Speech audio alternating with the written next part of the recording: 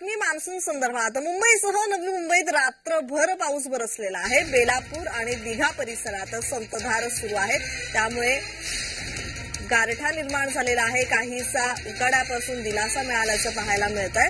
तर नवी मुंबईतही पाऊस बरसलेला आहे, त्याचबरोबर मुंबईतही रात्रभर पाऊस बरसलेला आहे। बेलापूर दिघा परिसरात संततधार सुरू असल्याचं पाहावयास मिळत आहे।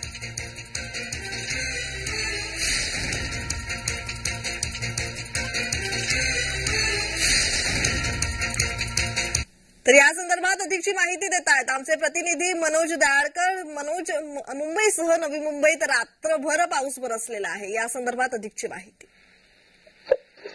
नक्कीच प्रज्ञा, आपण बघतो मुंबई तसंच वाशी या ठिकाणी, नवी मुंबई या ठिकाणी रिमझिम पाऊस हा काल रात्रीपासून सुरुवात झालेली आहे। त्यामुळे कुठेतरी माणसांना उखाड्यापासून दिलासा मिळालेला आहे। आपण बघतो पाऊस पूर्वी सुद्धा गरम होत होतं आणि त्यामध्ये आता काल रात्रीपासून पाऊस सातत्याने सुरू आहे आणि त्यामध्ये हा रिमझिम पावसामुळे कुठेतरी आता गारवा हा निर्माण झालेला आहे।